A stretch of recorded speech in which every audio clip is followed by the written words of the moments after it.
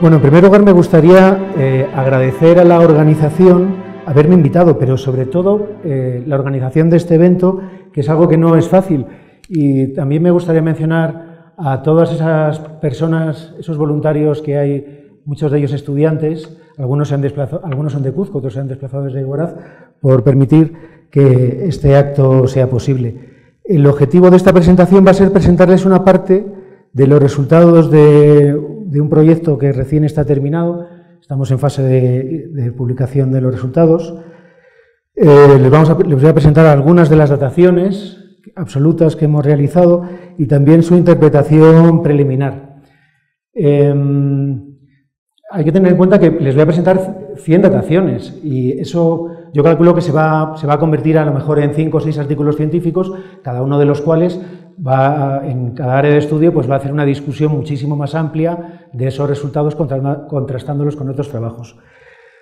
No obstante, he querido intentar presentar todos los resultados, lo cual no va a ser fácil, porque el objetivo también, lo que me gustaría es mostrarles la metodología. Es una metodología que está implantada internacionalmente, pero que en este proyecto ha sido desarrollada por primera vez por un equipo peruano. Algunos de sus componentes están entre el público y me alegra que me hayan invitado a este evento para poder encontrarnos. Bueno, la presentación se titula El registro cosmogénico glacial del cambio climático en los Andes peruanos. ¿Qué significa eso del registro cosmogénico glacial? Significa que los glaciares son indicadores sensibles del cambio climático, eso lo sabemos. Los glaciares están retrocediendo como consecuencia del cambio climático.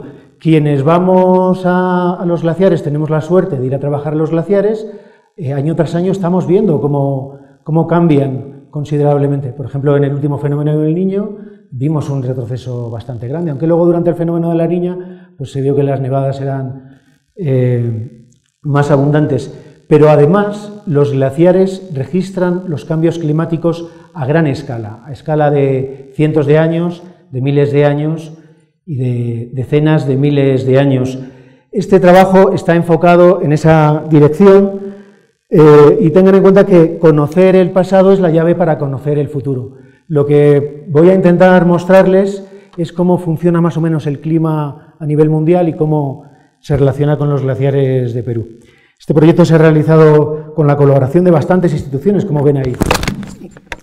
Destacaré en la parte inferior derecha el escudo de la UNSAC, sobre todo porque hemos tenido varios tesistas en este proyecto. Por cierto, ninguno tenía ayuda, así que la verdad es que sería un gran paso por parte de las autoridades que fueran poder apoyar a los estudiantes en el futuro. Muchísimas gracias. Bueno, ¿cuál es el contexto climático actual de los Andes centrales? Sobre todo la temperatura y la precipitación, que son los dos parámetros que más definen un clima, ¿no? La amplitud térmica diaria es mayor que la anual, porque estamos en la zona tropical de la Tierra. Para mí, que vengo de otras latitudes, es como si el invierno fuese por las noches y todos los días llegase el verano. Por eso, por ejemplo, cuando vas al glaciar Artesón Raju o a otros glaciares, puedes estar en un glaciar casi en camiseta, pero si te pilla la noche va a hacer bastante frío. Luego la precipitación, la mayor parte de la precipitación anual sucede entre diciembre y abril, durante la estación del verano austral, en el hemisferio sur, y el invierno boreal. Es decir, parece que existe a escala anual una teleconexión, una conexión a larga distancia entre el enfriamiento boreal, el enfriamiento del hemisferio norte y la humedad tropical, que se produce a través del desplazamiento hacia el sur de la zona de convergencia intertropical. ¿Qué es eso? Pues es esa capa de nubes que vemos ahí y que no está fija siempre en la misma latitud, sino que va variando durante el año.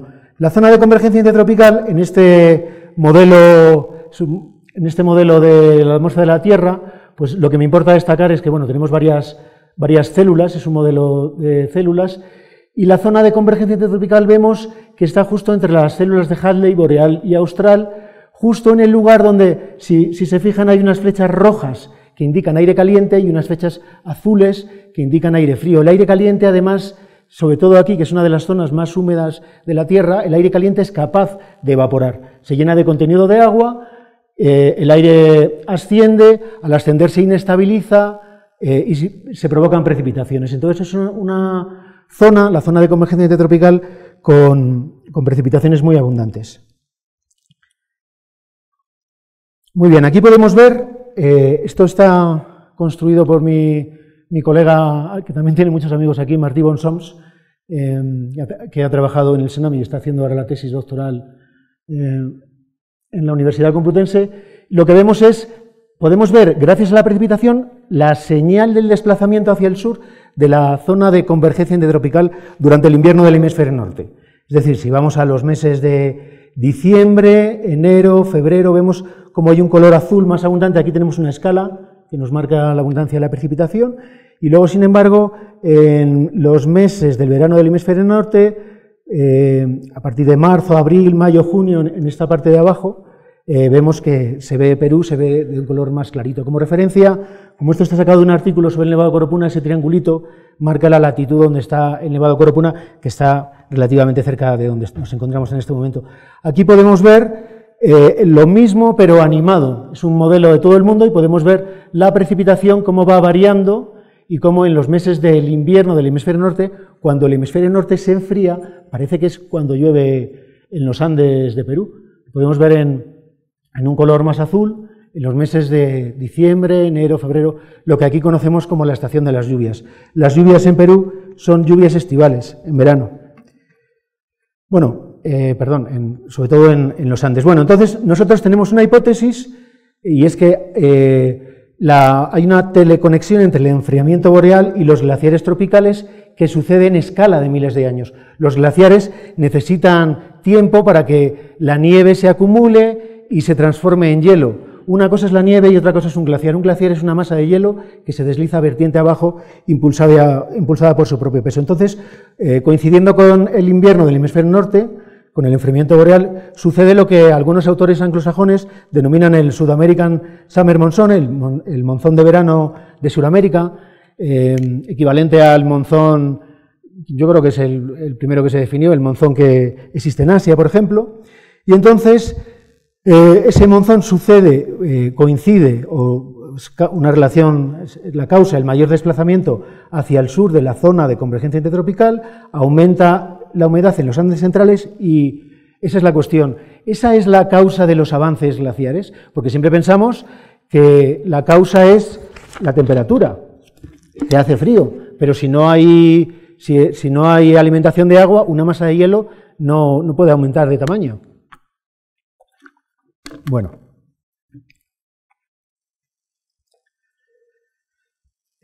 ¿Cómo podemos averiguar esto en escala de miles de años? Para eso utilizamos los proxies paleoclimáticos. Para tiempos, hace miles de años no había estaciones meteorológicas, pero sin embargo en el registro sedimentario, por ejemplo, podemos encontrar datos que nos permiten conocer cómo era el clima. Hay diferentes tipos de datos.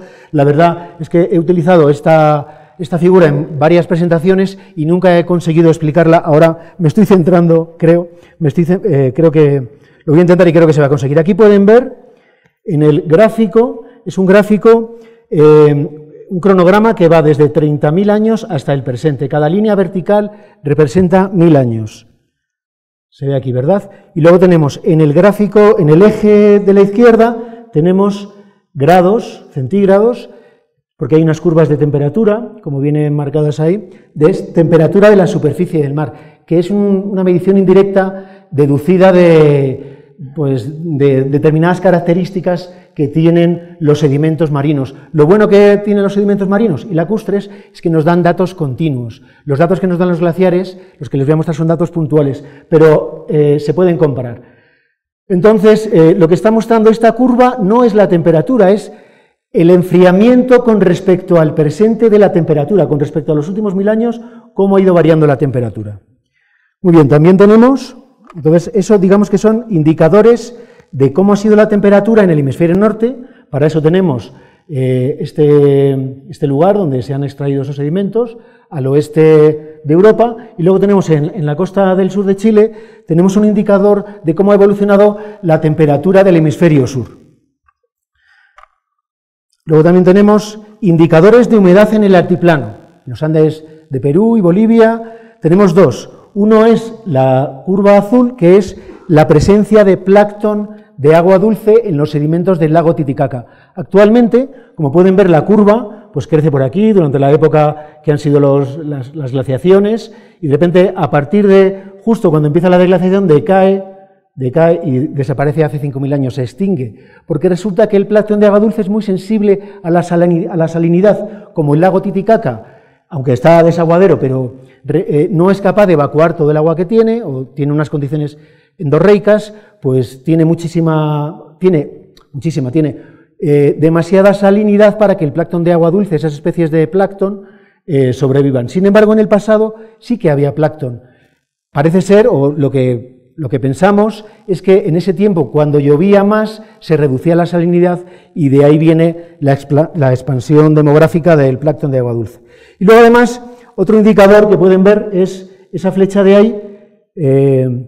Esa flecha de ahí nos está indicando la extensión del último máximo glacial. ¿Qué es el último máximo glacial? No, para mí es el mejor indicador, es ese que es el nivel global de los océanos. Cuanto más agua hay en estado sólido en la Tierra, más baja el nivel del mar. Entonces, diferentes estudios han concluido que el último máximo glacial es más o menos entre hace 26.000 y hace 19.000 años antes del presente. Pero me he olvidado de un indicador que me gusta mucho, que es la presencia de paleolagos. He puesto ahí en el Salar de Uyuni para que nos localicemos. Son los lagos Saxi, es el primer periodo, Tauca y Coipasa, es como se han denominado.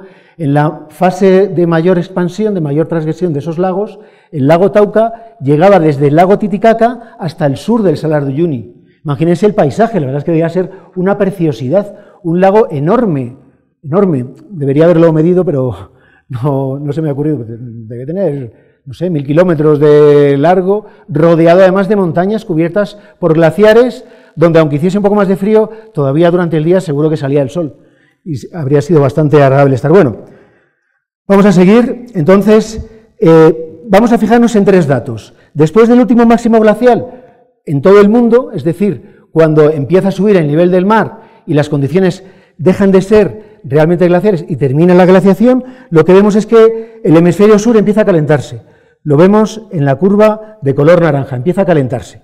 Sin embargo, el hemisferio norte también empieza a calentarse, pero está interrumpido por bruscos periodos de 1.000, 2.000 años de duración, en los cuales vemos picos negativos de la temperatura, que en este gráfico he marcado con líneas verticales negras, como pueden ver, a las que hemos asociado eventos fríos definidos en el hemisferio norte, pero no son los eventos que han publicado en un artículo científico sacando un testigo de hielo en la Antártida, por ejemplo, o en Groenlandia, es la señal en esa curva de ese enfriamiento.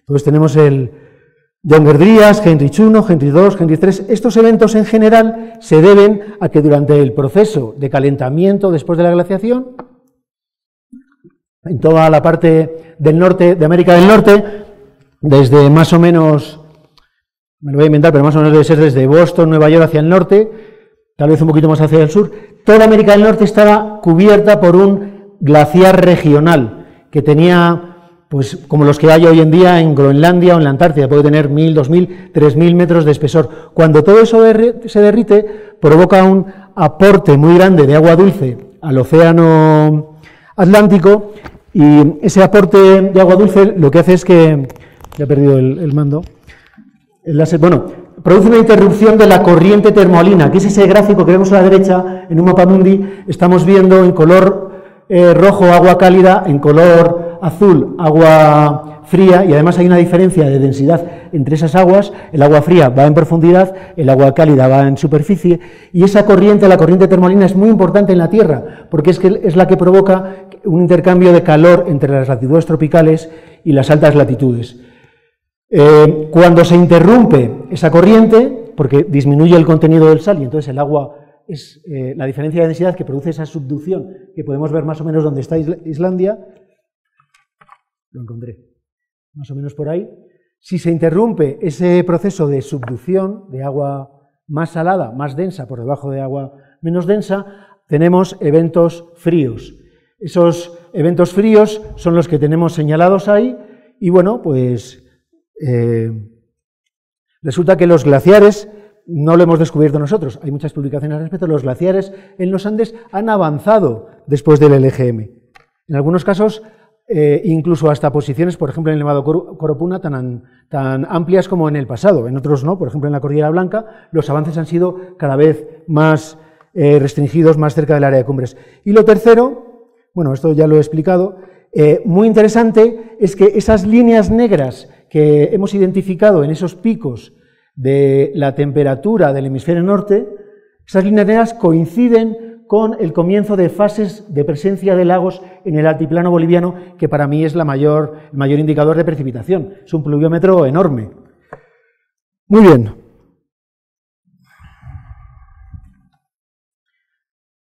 Entonces, la hipótesis es que existe una teleconexión entre el enfriamiento del hemisferio norte, la humedad tropical y los glaciares andinos, y los avances de glaciares andinos a través de la zona de convergencia intertropical. Eso sucede en escalas de miles de años que llamamos kiloaños. Igual que hay gramos y kilogramos, hay años y kiloaños. ¿Cómo podemos comprobar eso? Pues a través de dataciones cosmogénicas de fases de avance y retroceso de los glaciares.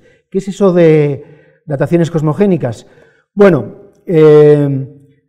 la radiación cósmica, bueno, hay una radiación cósmica primaria que llega a la Tierra, que procede del viento solar, del Sol, de las explosiones de estrellas supernova. Cuando una estrella explota, explosiona, envía radiación cósmica al universo, y también hay otras fuentes desconocidas. No es energía electromagnética como la que proviene del Sol, son partículas subatómicas que están representadas en este gráfico y que viajan a velocidades próximas a la velocidad de la luz. Lo importante para nosotros es que producen cambios químicos en la superficie de las rocas. La atmósfera y el cambio geomagnético terrestres descomponen esa radiación cósmica primaria que estamos viendo representado ahí con un rayo, la descomponen en una radiación cósmica secundaria, que es la que llega a la Tierra.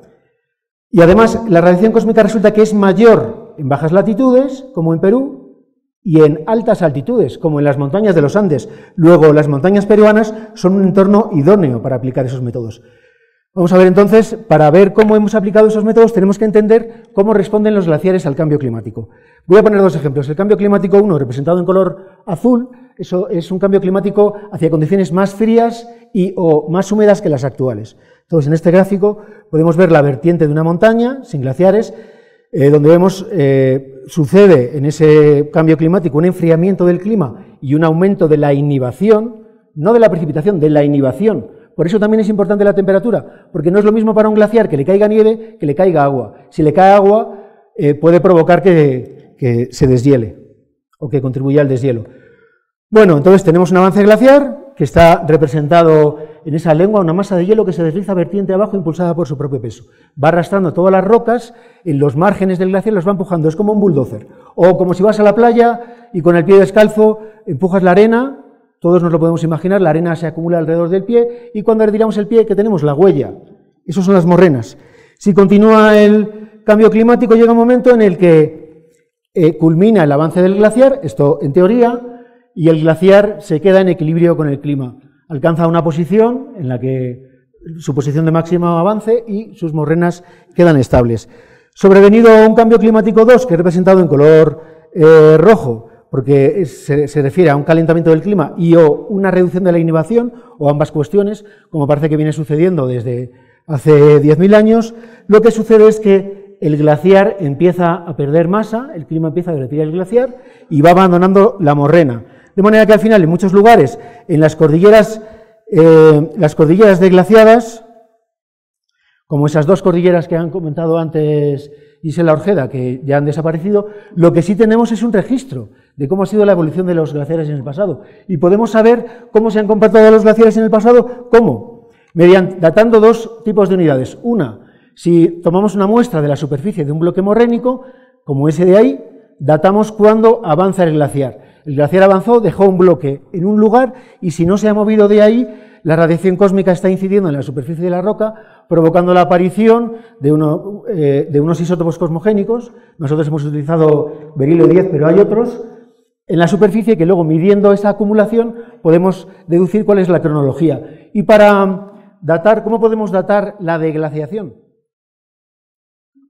Bueno, hay dos maneras, porque dentro de un contexto de glaciación podría haber morrenas cada vez más elevadas, de reavances glaciares durante un proceso global de deglaciación. El glaciar máximo avance aquí, asciende, vuelve a avanzar y tendríamos morrenas cada vez más altas. Pero hay otro que son los lechos rocosos pulidos. Los glaciares no son solo hielo, son hielo que además tiene gran densidad y es capaz de arrastrar todo lo que encuentre a su paso. Incluso es capaz de arrancar pequeños trozos de la roca fresca, pero eso es la menor cantidad de carga. Si ha habido una preparación previa del material y el glaciar encuentra muchas rocas de todos los tamaños, las incorpora a su carga y las empuja. Con las rocas grandes genera en el lecho rocoso por el que circula, genera surcos, estrías, acanaladuras y con la arena además pule la superficie de manera que podemos identificar dónde hay una superficie pulida por la que ha circulado un glaciar. Esa muestra nos va a dar la fecha en el momento en el que desaparece la masa de hielo y la radiación cósmica empieza a incidir no en un bloque de la morrena, dentro, si lo mirásemos desde arriba, dentro del valle definido por las morrenas, y entonces nos da una fecha de cuando el glaciar desapareció de esa posición, de esta posición, de esa posición, y así sucesivamente hacia el área de cumbres. Muy bien, entonces las claves para las dataciones cosmogénicas glaciales son: 1, que la radiación cósmica genera cambios geoquímicos en la superficie de las rocas. En este caso, lo que nosotros hemos utilizado, produce isótopos de berilio 10, un elemento químico. El recuento de átomos de berilio 10 permite conocer cuánto tiempo lleva expuesta una superficie a la radiación cósmica, la que sea. Podríamos datar un deslizamiento, una lava volcánica. Entonces, para lo que nos interesa a nosotros, la edad de exposición de un bloque morrénico puede datar el avance glaciar que generó la morrena, como podemos ver aquí en uno de los bloques que hemos datado, aunque estos estamos esperando los resultados todavía, en la parte final de los valles que bajan al suroeste del Nevado Volcán. Aquí vemos un bloque morrénico, mis colegas están recogiendo las muestras, y aquí vemos la morrena, se ve muy bien, creo, se ve la morrena que está acumulada, se ha generado en los márgenes o que el glaciar generó en sus márgenes cuando avanzó. Y luego, la edad de exposición de un lecho rocoso pulido puede datar el momento en el que el retroceso del glaciar dejó expuesta a esa superficie la radiación cósmica. Esta imagen, que también es de Hualcán, me gusta mucho porque se ve, es un lecho rocoso pulido precioso. De ahí tenemos una muestra también, lo vamos a ver después. Y aquí se ve todo el valle glaciar con diferentes morrenas que vemos por ahí, en la parte de abajo del valle. Hay morrenas que están representando esa laguna. Las lagunas, ¿por qué están? Porque los glaciares sobreexcavan, así es como se denomina, excavan el terreno, evacúan las rocas en los lugares donde ha habido una alteración previa mayor y generan un hueco que luego es rellenado por el agua de deshielo glaciar. Muy bien, las áreas de estudio que hemos utilizado en el proyecto han sido el Nevado Hualcán, la cordillera Pariacacá y la cordillera Achila. ¿Por qué 3 áreas de norte a sur de los Andes?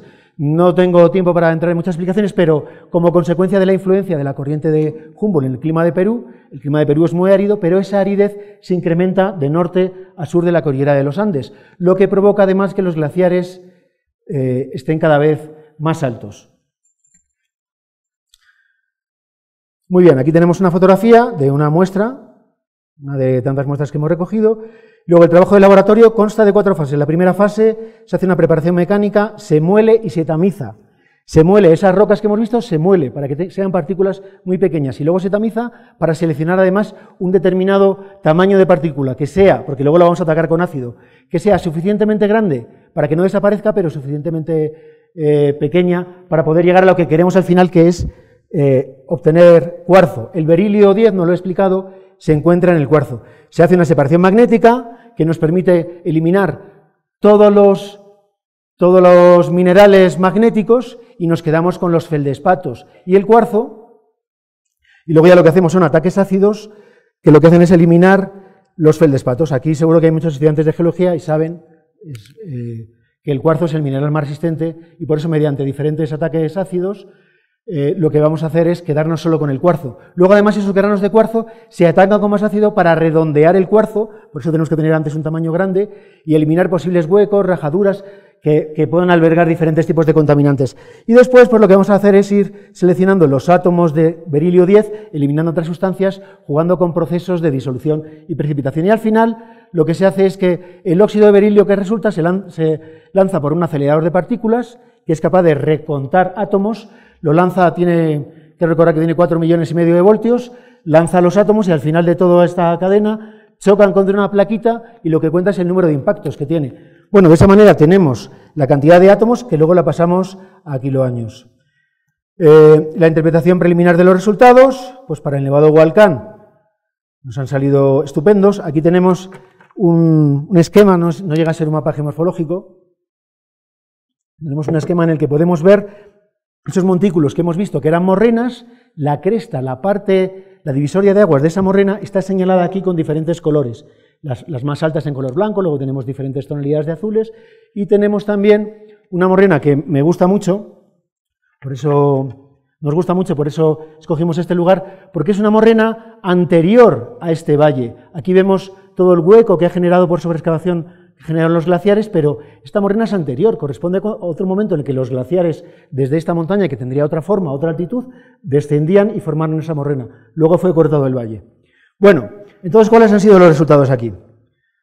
Bueno, en el mapa tenemos de orden de más vieja a más joven, tenemos las morrenas M5, las podemos llamar así, morrenas M4, son diferentes grupos de morrenas, M3, que por cuestiones geomorfológicas, porque están más o menos localizadas en el mismo lugar, por la forma, la altura relativa, pues consideramos que son de la misma fase, morrenas M3, luego tenemos morrenas M2 y morrenas M1 en la parte alta. Muy bien, ¿cuáles han sido los resultados? Lo primero que tenemos es que las morrenas M5, estas que hay aquí, tienen una edad de entre 131 y 61.000 años antes del presente. Eso es muy viejo. Es anterior a ese último máximo glacial, que recuerdo, era es más o menos desde hace 30 a hace 19.000 años antes del presente. Son muy viejas. Una cuestión interesante. Este valle, entonces, se ha excavado, los glaciares son capaces de excavar un valle como ese, está en la pampa de Sonquil, les invito a que vayan alguna vez, es muy bonito. Ese valle han sido capaces de excavarlo los glaciares en 60.000 años. Eso nos da una idea de la capacidad morfogenética de los glaciares. Luego tenemos en las morrenas M4, más recientes, por su posición relativa, geomorfológica, por su contexto, por dónde están, por nuestra interpretación. Las edades han coincidido, entonces tenemos un último máximo glacial entre hace 32 y hace 24.000 años antes del presente. Tenemos también las morrenas M3, que son hace entre 17 y 15.000 años, coinciden con la fase de mayor tamaño de los lagos en el altiplano boliviano y con el evento frío del hemisferio norte, Heinrich I. Después tenemos el Younger-Dryas, es un evento frío del hemisferio norte, coincide con el lago Coipasa en el altiplano boliviano, tiene unas edades de, ahí pone 15.000 años, pero en realidad son 12-13.000 años. Me equivoco al hacer la presentación. Y luego tenemos algo muy curioso. Tenemos lechos rocosos pulidos que nos marcan el retroceso de los glaciares incluso por encima de las morrenas más recientes. Los glaciares pueden haber estado tal vez en una posición como la que estamos hoy en día. Hubo un periodo antes del último periodo frío que se llamaba el óptimo cálido medieval, en el cual a lo mejor la temperatura era como ahora. Bueno, y después tenemos el último reavance de los glaciares que genera las morrenas de la pequeña del hielo hace tan solo 400, 500, 600 años, en el año 1300, 1400, 1600, más o menos por ahí es la pequeña del hielo, y ahora me estoy fiando no de estas dataciones, aunque más o menos coincide, sino en dataciones muy buenas que han hecho otros investigadores en la Cordillera Blanca. Bueno, segunda área de estudio, Pariacacá. Aquí los resultados, bueno, es que nos hemos encontrado con un registro morrénico increíble. Tenemos morrenas M5, morrenas M4, morrenas M2, M3 y morrenas M1. Hemos hecho dataciones y tenemos que la máxima extensión del hielo ocurrió, como se ha detectado en otras partes de la Tierra, ocurrió antes del último máximo glacial, en lo que algunos llaman máxima extensión del hielo. Es hace entre 48 y 32.000 años. Y también, no he traído el gráfico, pero si viésemos esas curvas que hemos visto de la temperatura de la superficie del mar más antiguas, veríamos que coincide también, o la presencia de lagos en el altiplano boliviano, coincide también con eventos fríos en el hemisferio norte y húmedos en el altiplano boliviano. Muy bien, aquí tenemos una evidencia muy grande, además son 12 muestras, es la mejor evidencia que hemos tenido. Luego tenemos una deglaciación de todo este valle, con diferentes fechas que linealmente a veces no coinciden entre sí. Hemos sacado más muestras que esperamos datar, porque también hay que tener en cuenta que el deshielo implica una pérdida de volumen del glaciar. No solo es que retroceda la lengua de tamaño, sino que también pierde volumen y por eso algún lecho rocoso pulido puede haber quedado más elevado antes. Y luego finalmente tenemos Otra fase, con muy pocas muestras, tenemos que sacar más muestras, que más o menos sería Younger-Dryas, coincide con el lago Coipasa, hace, pues lo que he dicho antes, 12.000, 13.000 años, y luego finalmente volvemos a tener morrenas de la Pequeña del Hielo en este lugar donde todavía hay glaciares actuales. Morrenas de la Pequeña del Hielo, pues eso, siglos XIII, XIV, XV de nuestra era. Un detalle interesante es que estas montañas son muy puntiagudas y muy pequeñas. Entonces yo creo que el tamaño, las dimensiones de la fábrica del glaciar no es capaz de generar tanto hielo glaciar como en otros lugares, y por eso ha hecho falta una fase más fría, considerablemente más fría que el último máximo glaciar, para que hubiese un avance que cubriese todo el valle. Bueno, todo esto son ideas preliminares, que tenemos que hacer más dataciones. Tenemos 40 muestras de ese área esperando en Francia, a ver si conseguimos datarlas. Y luego, finalmente, en Arequipa, un lugar muy interesante, Ticllo o Chila, donde varios colegas del INEGEN están estudiando glaciares rocosos allí. Y el permafrost, tenemos una cuestión muy interesante, porque aquí los resultados al principio eran horribles. Se ven morrenas, pero sin embargo, las edades... Un momento, para que se entienda mejor, voy a adelantar. Tenemos morrenas M5, M4, M1.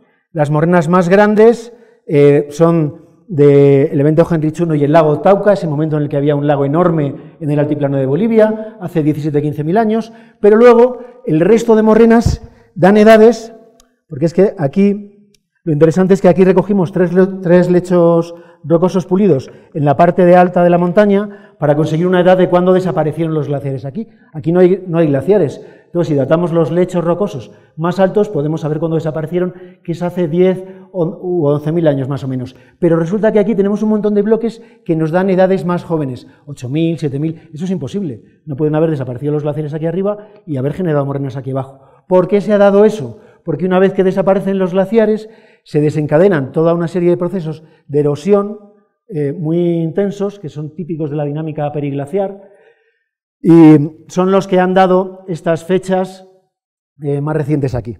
Lo importante en este área de estudio es que hemos conseguido atar la deglaciación en el sur de Perú más o menos en 11-10.000 años, que además coincide con otros datos que hemos publicado en Levado Corpuna. Las conclusiones entonces serían que hemos realizado 100 dataciones cosmogénicas de berilio de superficies, de bloques morrénicos y de lechos rocosos pulidos en 3 áreas de estudio de la cordillera occidental de los Andes. En Hualcán, aquí tenemos un gráfico que representa, es otro cronograma, 140.000 años, es en miles de años también, hay aquí una pequeña interrupción para poder representar estas morrenas más viejas, y vemos cómo se agrupan las edades. Estos cuadraditos son la edad y esos bigotes, es como se llaman en Excel, son el rango de error de las edades. En Hualcán, la correlación de edades glaciales y proxies paleoclimáticos sugiere una teleconexión, lo que pensábamos, entre el enfriamiento del hemisferio norte y avances glaciares en los Andes de Perú a través de la zona de convergencia intertropical. En Pariacacá no hemos encontrado esa correlación porque, repito, necesitamos 50 o 100 dataciones más y tendremos a cambio, desde hace 50.000 años hasta el presente, un registro continuo de fases glaciares. Pero allí hemos encontrado algo muy interesante, que es una fase glaciar muy grande y anterior al último máximo glacial. Y en Chile, donde está el Cerro Ticllo, las edades de lechos rocosos con pulimento glaciar y la erosión generalizada de las morrenas indican una deglaciación tardía, hace 11.000 años tardía, porque en otros lugares, como en la Cordillera Blanca, parece que esa deglaciación comenzó antes. De todas formas, para terminar, repito que estos son conclusiones preliminares y que esperamos poder completar más adelante la interpretación y también sumar nuevas edades para mejorar el registro que tenemos. Muchas gracias.